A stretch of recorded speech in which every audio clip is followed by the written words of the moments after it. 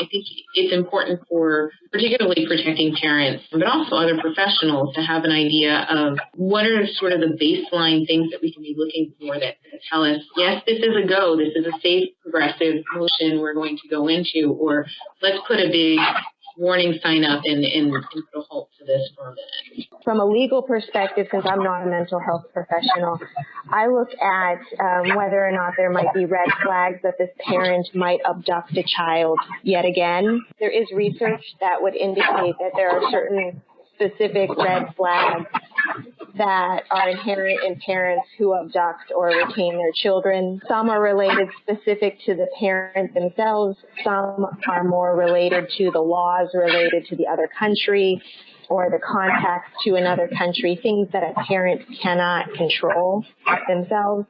But related to what a parent can control, you could see the words they use.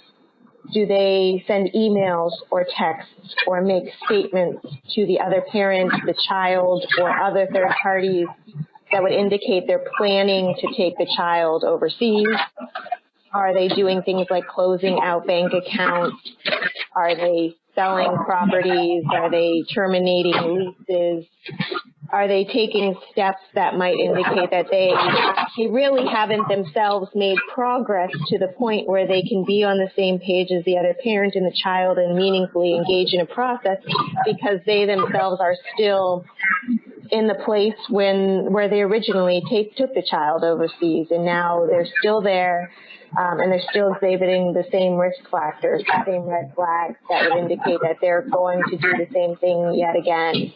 So those are the type of things I look for in a particular client, parent. As far as when I work with a child who's been reunified, I often talk to the parents about what is baseline behavior for this child and what does that look like. I do a lot of expressive therapies with kids, play therapy, art therapy, sand therapy. And the reason that I do that a lot of times is because children communicate to us in many different ways. But their primary way of communicating is their behavior. And then the second way is through their play. And so I ask parents to really pay attention to what their baseline of behavior is, and is there a shift in that behavior? Because the baseline behaviors can look different for different kids and also can differ from developmental stages too.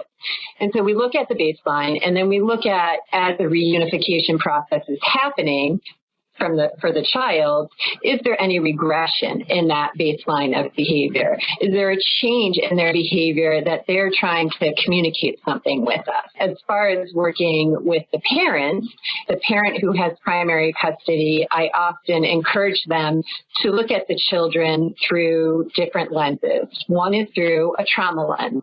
So some behaviors will be trauma specific, and I help them to understand what those behaviors may mean and may be indicating. And then the other lens is just through a developmental lens of may just be your child developing and helping the parent to understand that. And then as far as the parent who did the taking and wanting to put in safety measures for that, obviously I look at that from a clinical perspective, which is an emotional safety for the child. And so I would work individually with the child to create a safe place within my office for that child to express any difficult thoughts or feelings. And then within that context, I would start to separately work with the taking parent. And the first thing I would want to do is work on that script that we talked about.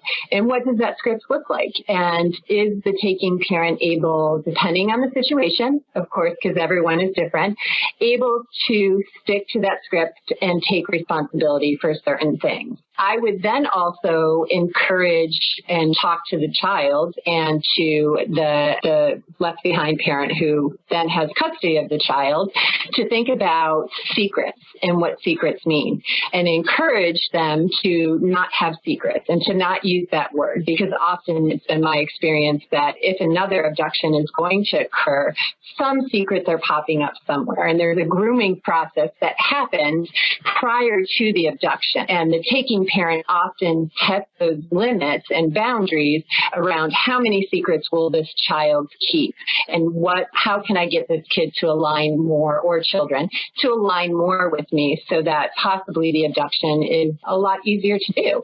And so I would look for that. So if we're talking about a specific red flags, we're looking at behaviors, we're looking at emotions, we're also, looking at the parent's ability to take responsibility for certain behaviors and to sit with the process and trust the process. And as you mentioned, Melissa, to be invested in the process is a big piece too.